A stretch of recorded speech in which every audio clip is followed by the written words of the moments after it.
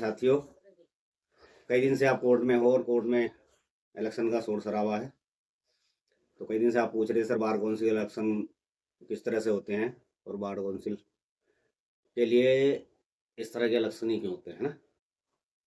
तो bar council जो एक स्टेचुरी बॉडी है, बेसिकली जैसे मैंने आपको बताया था, इसका काम है जो एडवोकेट्स को एनरोल्ड करना, उनके कंडक्ट को रेगुलेट करना, एडवोकेट के खिलाफ आने वाली कंप्लेन और उनको जो बेसिक एनिमिटी चाहिए हैं उनका जो भी और कल्याणकारी जो योजनाएं हैं उनके वेलफेयर के लिए काम करना।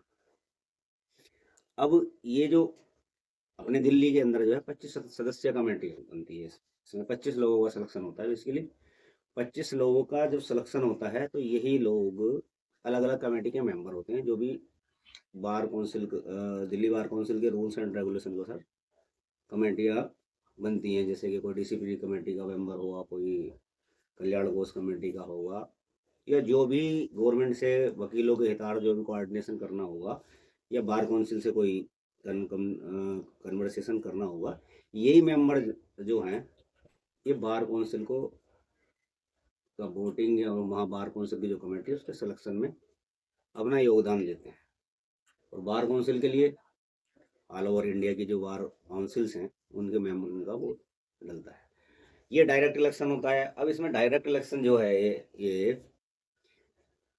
बार काउंसिल के इलेक्शन के लिए क्या है कि बोर्ड जो है, जो भी एनरोल्ड एडवोकेट है, जो भी एनरोल्ड एडवोकेट है जिसका वोटिंग राइट है, वो वोट देने के लिए एंटाइटल होता है। और अब सवाल आपके दिमाग में एक और होगा कि कौन लोग खड़े होते हैं। तो बार काउंसिल के इलेक्शन में जिनका वोटिंग राइट है, जो एंटाइटल हैं वोट देने के लिए, उनमें से भी एक जो फीस स्ट्रक्चर वगैरह होता है, जैसे ओवरऑल इलेक्शन में होता है, वो पैसे जमा कर करके अपना नॉमिनेशन फार्म फिलअप करते हैं। उसके लिए टाइम पीरियड दिया होता है, उस हिसाब से वो उनका फार्म फिलअप करने की और स्क्रूटनी का टाइम शेड्यूल फिक्स होता है, उसके अकॉर्डिंग करते हैं। हालांकि इस बार के इलेक्शन जो है लगभग 2 टेन्योर बाद हो रहे हैं, यानी कि 5 साल के लिए इस कमेटी का सिलेक्शन होना था, तो ऑलमोस्ट 8 साल के आसपास हो गए। जो इनको 3 साल पहले इलेक्शन हो जाना चाहिए था, लेकिन वो किन्हीं कारणों से नहीं हुआ, वो एक सब्जेक्ट मैटर है। यहाँ पर जो बार काउंसिल के सदस्य हैं जिनका सिलेक्शन होता है, जिनका भी वोटिंग राइट है, वो उसके मेंबर्स के लिए अपना नॉमिनेशन भर सकता है और वो खड़ा हो सकता है। और उसके बाद आपको मालूम ही है कि जो अपना वोटिंग इस तरह से होती है कन्विंसिंग कर करके, वो अपने डिजायर्ड कैंडिडेट या अपने जितने भी वोटर्स हैं अपना वोट सीक करता है। और जब उसका वोटिंग हो जाती है, उसके बाद जिस कैंडिडेट को जितने वोट मिलते हैं उनमें से 25 का सिलेक्शन हो जाता है।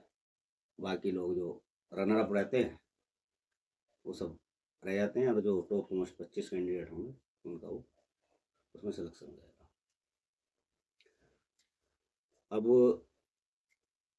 ये जो पावर और फंक्शन है, जैसे मैंने बताया आपको, स्टेचुरी बॉडी होने के नाते ये क्वासी जुडिशियल फंक्शन भी करती है, वेलफेयर और फंक्शन भी करती है। बेसिकली इनडायरेक्टली ये समाज को एक हेल्प करने के लिए, जैसे अच्छे एडवोकेट्स या एजुकेशन पे ध्यान देना, किस तरह से काम करना है, या फिर जो भी लिटिगेंट है उनकी कोई कंप्लेन है एडवोकेट के खिलाफ,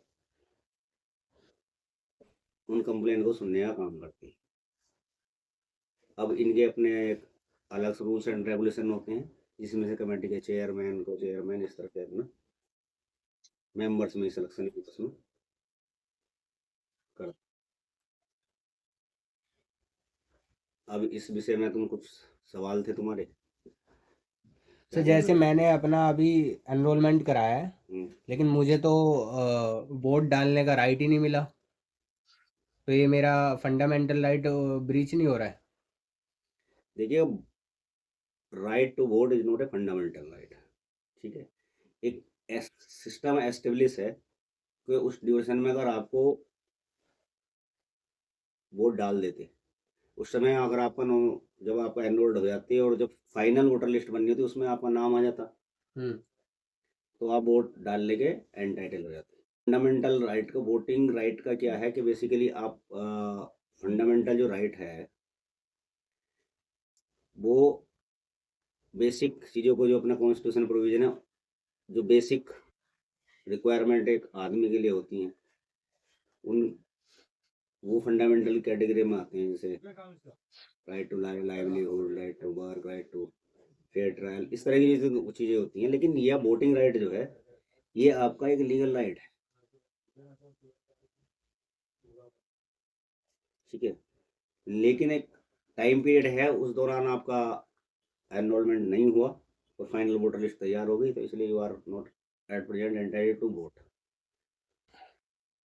तो सर मुझे ये बताओ, जो अभी नया नया वकील बना है, जिसका नया नया एनरोलमेंट हुआ है, तो क्या वो भी इलेक्शन लड़ सकता है जिसके पास वोटिंग राइट है? देखिएगा, इस तरह की कोई लिमिटेशन नहीं है कितने ड्यूरिंग ड्यूरिंग पीरियड का एडवोकेट को इलेक्शन लड़ने की परमिशन है या नहीं है। इसके रिगार्डिंग बार काउंसिल ने कोई रूल्स एंड रेगुलेशन नहीं बना रखे, जो उनको अब तक बना लेनी चाहिए थी। जहाँ तक वोट देने वोट देने या सेलेक्ट मेंबर सेलेक्ट होने वाली बात है, कि मेरे विचार से जब तक कम से कम 5 ईयर का एक्सपीरियंस किसी भी एडवोकेट को एडवोकेसी में ना हो, उसको वोट डालने का राइट नहीं मिलना चाहिए। लेकिन सर इसमें एक्सपीरियंस क्या मैटर करता है? एक्सपीरियंस इसलिए मैटर करता है क्योंकि बार काउंसिल एक जुडिशियल बॉडी है, जी जिसका काम जनता को रिप्रेजेंट करना भी है। क्योंकि जी अगर इनडायरेक्टली जब कोई आवाज़ नहीं सुनी जाती, तो कोर्ट के माध्यम से जो एक इंडिपेंडेंट इंस्टीट्यूशन है, उसके सामने जो वकीलों की बात को रिप्रेजेंट करते हैं, जैसे आप फंडामेंटल राइट की बात करते हो, इन्फोर्स की बात करने की बात करते हैं, तो एडवोकेट्स ही करते हैं। जी तो वो लीगल फ्रेमवर्क में बात होती है, जी जहां आप अपने टू बी सिलेक्शन, यानी कि बार काउंसिल में सिलेक्शन होने का राइट रखते हो, वोट देने की राइट की डिमांड करते हो, जी तो आपके समाज के प्रति कुछ जिम्मेदारी भी है। जी तो आप जो है एक नए एडवोकेट होने के नाते आपको तो पता नहीं किस तरह से बार, जब क्योंकि अभी आप एनरोल्ड हुए हो जी 5-6 महीने पहले, 7 महीने पहले, जी तो आपको अभी ये भी नहीं पता ना कि बार काउंसिल का फंक्शन क्या है, जी वो तो सही बात है। वो लोग क्या करेंगे, जी इलेक्शन में कौन लोग खड़े हो रहे हैं, जी उनका क्या बैकग्राउंड है, क्या वो एक्चुअल में वकालत करते भी हैं कि नहीं करते हैं, जी है ना। जी तो एक जब आप चुनाव करते हैं एक क्वासी जुडिशियल बॉडी का, जी जो जनता को भी रिप्रेजेंट करेगी और आपको भी रिप्रेजेंट करेगी। जी आप आए, आपकी बहुत सारी चीजें हैं, तो आपके तो सीनियर आपको हाथ पकड़ के बाहर निकाल देंगे। लेकिन कोई ऐसा व्यक्ति, सपोज करो कि 25 के 25 मेंबर जो है, जिनका एनरोलमेंट 1 साल पहले या 6 महीने पहले हुआ हो, और वो बार काउंसिल में जाके बैठ जाए, जी तो खुद एडवोकेट होने के नाते आप खुद सोचो, क्या ये सही होगा? नहीं, ये तो सही नहीं है। जब ये सही नहीं है, तो ये बहुत लोगों को सही नहीं लग रहा होगा, है ना। Yes sir. लेकिन मेजोरिटी अथॉरिटी है कि आज तक रूल्स एंड रेगुलेशन बना देने चाहिए थे, जो आज तक रूल्स एंड रेगुलेशन नहीं बने। तो क्योंकि एक नया व्यक्ति जिसको एबीसी फंक्शनिंग प्रोसीजर नहीं आता, how he can decide to the person to whom is he is giving the vote is not familiar to him। Yes sir. But sir क्या ये लोग रिप्रेजेंट करते हैं पब्लिक को जो कंटेस्ट कर रहे हैं इसमें? देखिएगा, पब्लिक को रिप्रेजेंट करना, देखो, जहां तक इस तरह के नियम नहीं होते तो वहां तो आप इस तरह के मचते हैं, ठीक है। जी अभी आपने देखा होगा कई कैंडिडेट ऐसे हैं जो अलग अलग बार के प्रेसिडेंट सेक्रेटरी भी हैं, यस सर। वो बार काउंसिल के प्रेसिडेंट सेक्रेटरी को दावत दे सेलेक्ट होने के लिए ताल ठोक रहे हैं, जी ठीक है। तो आप खुद अपने आप को रख के सोचो, एक व्यक्ति जो दो दो एसोसिएशन को टैकल करेगा, जी क्या वो आपसे ये कह के आ रहा है कि वो काम नहीं करेगा? जी हाँ। भाई कहेगा वहाँ तो पे ये तो कि मैं तो करेगा ही वो। सेवा के लिए आया हूँ, यस लेकिन सर। क्या सेवा के लिए इतनी मारामारी होती, करोड़ों करोड़ रुपए लोग वहाँ खर्च करते, इतनी इतनी पार्टियां देते? नहीं सर। भाई हम तो प्रैक्टिसिंग लॉयर है, हम देखते हैं कि भाई हमारी एक तीसरी बार एसोसिएशन है जिसमें पिछले 9 साल से जर्नल नहीं आए। तो वकीलों को की जो बेसिक चीजें हैं वही प्रोवाइड बार तुम्हारी बार एसोसिएशन नहीं करा रही, तो how those people will help out? क्या वो आदमी आपकी बेसिक नीड समझता है? नो सर, वो जब तो हमारे पास तो ही नहीं क्या आए, वो कभी देखा ही जो नहीं उन्होंने। आदमी जो आपके बार एसोसिएशन को ही सही से नहीं चला पा रहे हो, चला पाते हैं, ऐसी बात नहीं है। जी। जिस पर्पज के लिए आए वो उन पर्पज को काम चलाते हैं। क्या वो एडवोकेट वेलफेयर के लिए काम करते हैं? भाई मैंने तो 20 साल से देखा है, मैंने 20 साल पहले भी तीसरी देखी, अब भी देखता हूँ। पूछो क्या क्वेरी थी? सर एक क्वेश्चन मेरा था कि बार काउंसिल और बार एसोसिएशन के इलेक्शन में क्या डिफरेंस है? बार काउंसिल और बार एसोसिएशन के इलेक्शन में डिफरेंस है। बार काउंसिल जो है स्टेचुरी बॉडी है। ये स्टेचुरी बॉडी का मतलब जो किसी एक्ट में उस बॉडी को कॉन्स्टिट्यूट करने का प्रोविजन किया गया। ओके। बार एसोसिएशन एक संघ है। संघ मतलब समझ रहे हो? जी, ग्रुप है। आर्टिकल 19 क्लोज 1 सब क्लोज 6 में जो प्रोविजन दिया हुआ टू फॉर्मेशन ऑफ एसोसिएशन, यानी कि हमारी एडवोकेट जो फेटर्निटी है उसकी जो कॉमन डिमांड होती है जी। या हमें कोई ग्रीवेंस होता है, उस ग्रीवेंस को पूरा कराने के लिए या जो बेसिक इनएबिलिटी चाहिए जी। वो अपने सेल्फ कंट्रीब्यूशन से या कुछ डिमांड करके या कुछ बार एसोसिएशन डिमांड करके वकीलों के लिए जो बेसिक एनिमिटीज प्रोवाइड कराई जाती हैं, जैसे लाइब्रेरी हो गई, ये सारी चीजें हो गई। और बेंच से कोऑर्डिनेशन करने के लिए, बेंच का मतलब कोर्ट, कोर्ट। हमारा जो हेड होगा यहाँ, जो भी हमारा प्रधान सेक्रेटरी होगा बार एसोसिएशन का, हमारे बिहाफ पे जज साहब से या हाई कोर्ट के जज साहब से वही बात करेगा, क्योंकि सारे लोग तुमसे बात नहीं कर सकते। Yes sir. तो जो बार एसोसिएशन है आर्टिकल 19(1) का सी। प्रोविजन है, और बार काउंसिल जो स्टैच्यूटरी प्रोविजन है, उसे कई लोग बार एसोसिएशन को इंडिपेंडेंट बॉडी भी कहते हैं, प्राइवेट बॉडी भी कहते हैं, लेकिन वो ऐसा नहीं है, क्योंकि उसका कहीं ना कहीं योगदान रहता है। जैसे मैंने उस दिन आपको रिट के सेक्शन जब मैंने समझाए थे रिट, तो उस समय बताया था ना जी। कि बार एसोसिएशन के खिलाफ भी रिट लाई कर सकती है, लेकिन ये decision person to person, bench to bench, जज टू जज करता है। कई बार वो इसको कह देते हैं कि नहीं नहीं, इसका भी फंक्शन है, योगदान है इसका, तो ये भी एक स्टेट में ही आएगी। Yes sir. फिर दूसरे पॉइंट पे कह देते हैं नहीं नहीं ये प्राइवेट है, तो वो आप समझते हो किसके खिलाफ क्या रिलीफ मांगा जाता है, किस तरह से कोर्ट करती हैं, उनके ऊपर डिपेंड करता है। लेकिन जब रूल्स एंड रेगुलेशन या इलेक्शन की बात अगर कोर्ट करने लगे तो समझ लो कि वो स्टेट के अंडर में आती हैं, तभी वो उस चीज़ को डायरेक्शन दे सकते हैं। नहीं तो प्राइवेट बॉडी को इलेक्शन कराने, कब कराने, ना कराने, 1 वोट बार, है ना, कहने का राइट नहीं होता ना। यानी कहीं ना कहीं इम्प्लाइडली उन्होंने माना हुआ कि ये भी स्टेट का पार्ट है, यानी बार काउंसिल का पार्ट है।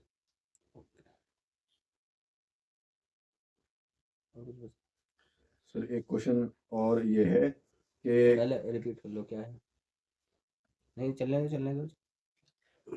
सर मेरा एक क्वेश्चन ये है कि क्या बार काउंसिल के रूल और रेगुलेशन बनवाने के लिए हाई कोर्ट या सुप्रीम कोर्ट जाया जा सकता है? बिल्कुल जाया जा सकता है, क्योंकि बार काउंसिल एक स्टेचुरी बॉडी है। जी। अब जो लॉ मेकर या मतलब पार्लियामेंट ने एक जिम्मेदारी सौंप दी कि यहाँ तक हमने बना दिया कि आप इस तरह से काम करोगे, आप उसके लिए अपना काम करने के लिए स्वतंत्र। जी। तो जो आपकी काउंसिल है वो अपने रूल्स एंड रेगुलेशन बनाए। अब कोई वेस्टेड इंटरेस्ट में रूल एंड रेगुलेशन नहीं बनाए। अब क्यों जरूरी है रूल्स एंड रेगुलेशन बनाना? जैसे अभी आपने सवाल किया कि मेरा फंडामेंटल राइट ब्रीच हो गया अगर मेरे को वोट का राइट नहीं मिला। वोट का राइट नहीं मिला तो, जी। ठीक, अगर वोट का राइट होता तो आप ये कहते कि मेरा फंडामेंटल राइट ब्रीच हो गया अगर मैं बार काउंसिल के इलेक्शन में खड़ा नहीं हुआ, तो कोई खड़ा होने का मुझे राइट दो। तो अगर बार काउंसिल या बार काउंसिल ऑफ इंडिया ने पहले ही रूल्स एंड रेगुलेशन ये बनाए होते कि 5 साल से या 7 साल से जिसका एक्सपीरियंस कम है वो इलेक्शन में नहीं खड़ा हो सकता, तो आप ये सवाल ही नहीं करते। Yes sir. हाँ, ऐसा कोई रूल नहीं है। तो जब ये ऐसा रूल नहीं है तभी तो कोई भी खड़ा हो जाता है। सपोज करो कि अगर 25 के 25 ऐसे मेंबरान खड़े हो जाएं जिनके प्रैक्टिसिंग का लेवल 1 साल हो, जी। तब बार काउंसिल के फंक्शन कौन देखेगा?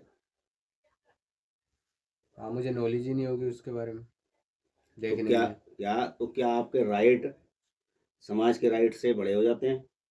नहीं सर। तो इसीलिए अगर कोई काम जिनके ऊपर ड्यूटी कास्ट कर रखी है वो नहीं करते हैं तो उस करने के लिए जाया जा सकता है। अब जिस तरह से घटनाएं होती हैं, जैसे कानपुर में गोलीबारी हो गई, तीसियारी में गोलीबारी हो गई, वहाँ गोलीबारी हो गई, इलेक्शन में वहाँ गोलीबारी हो गई, पिछले इलेक्शन में बार एसोसिएशन के इलेक्शन में गोलीबारी चली है। तो अगर इस तरह के रूल्स एंड रेगुलेशन या डीवार करने की पावर अगर बार काउंसिल में होती, ये इस तरह के रूल्स एंड रेगुलेशन बने होते कि वो अगली बार इलेक्शन में खड़े ही नहीं हो सकते जो गोलीबारी कर रहे हैं, तो इस तरह की घटनाएं होती। ऐसा रूल होना चाहिए वैसे सर। अगर आप कोर्ट जाओगे तो क्या, अगर आप कोर्ट जाते हो पीआईएल लेकर के तो आपसे कहेंगे तुम कौन, तुम्हारा क्या इंटरेस्ट है? जी। समस्या ये है कि करा कुछ भी, करा बहुत कुछ जा सकता है, लेकिन अगर लोगों के करने की नियत हो तब। तो ये आप कह रहे थे कि वो वोटिंग राइट में क्या अंतर है? हम्म। बार काउंसिल में जब आप वोट देते हो तो आपको 25 मेंबर का सिलेक्शन करना होगा। अच्छा। तो अब आपने सपोज किए आपको सेलेक्ट करने होते हैं 25 कैंडिडेट, 1 2 3 4 5, आपने प्रेफरेंस देनी होती है। Yes sir. जब आप प्रेफरेंस दोगे सिलेक्शन में तो मैं वोट डालने जाऊंगा, मैं कहूँगा फर्स्ट प्रेफरेंस मेरा ये, सेकंड प्रेफरेंस ये, थर्ड ये, फोर्थ ये, 25 नंबर टोटल, 25 नंबर तक मैं वोट दे सकता हूँ। ओके। अब बात ये आती है कि जब मैं 25 नंबर तक वोट देता हूँ तो मेरा वोट की वैल्यू कहीं भी खत्म नहीं होती। अगर मेरा फर्स्ट प्रेफरेंस का कैंडिडेट आउट हो जाता है, मतलब रनर अप भी नहीं रहता, आउट हो जाता है, तो मेरा जो फर्स्ट का वो वोट है, दूसरा वाला जो कैंडिडेट होगा दूसरे वाले कैंडिडेट के लिए फर्स्ट का जाके बन जाएगा, उसके वोट में जुड़ जाएगा। यानी कि पहला वाला कैंडिडेट तो गल गया, उसका एक्सक्लूजन हो गया। यस। अब जो मेरा सेकंड प्रेफरेंस का था कैंडिडेट, उसके लिए मेरा वोट वो फर्स्ट का बन गया। यानी कि मेरा वोट हमेशा फर्स्ट रहेगा जब तक के एग्जॉस्ट ना हो जाए, यानी कि मैं जिसको मैंने वोट दिया है वो कैंडिडेट जीतना है। ओके। ये जरूरी नहीं कि मेरा 25 के 25 में कोई जीते, लेकिन 25 तक वो काउंटिंग में रहेगा, किसी न किसी कैंडिडेट के उसमें एंटर होता रहेगा। जहाँ तक आपके तीसियारी, कड़कड़डूमा, साकेत, रोहिणी बार एसोसिएशन, इनके बारे में एसोसिएशन में वोट डालने की बात है, तो 1 वार्ड 1 वोट का सिस्टम भी क्या था, वो भी हाई कोर्ट ने किया था। अच्छा। तो वो भी जुडिशियल ऑर्डर था। मैंने आपको बताया था कि ऑर्डर भी कानून माने जाते हैं जब तक कि उनको उनको सेट असाइड ना कर दिया जाए। अब हाई कोर्ट का ऑर्डर था। तो सर क्या उसमें किसी ने चैलेंज किया था उसको ऑर्डर को? वो तो गए थे ना वेस्टेड इंटरेस्ट से। अच्छा। वो तो क्योंकि उसमें गए, तो उनका वही, नुकसान है ना सर। उनका कोई नुकसान नहीं है, उनका कोई नुकसान नहीं है।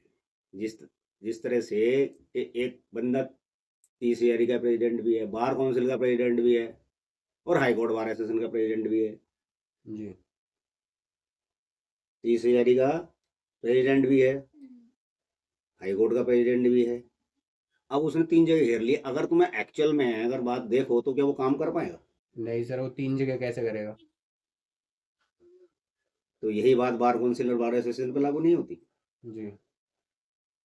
तो हाई कोर्ट ने बार एसोसिएशन के लिए तो कर दिया कि वन बार 1 वोट, लेकिन ये मुद्दा लेके कोई गया तो उसमें वो स्टे वो चल रहा है। आज के लिए आपका सेशन टॉपिक, आज का topic clear. Yes sir. Bar council के बारे में नेक्स्ट वीडियो में बताएंगे। Okay sir. Thank you sir. Okay.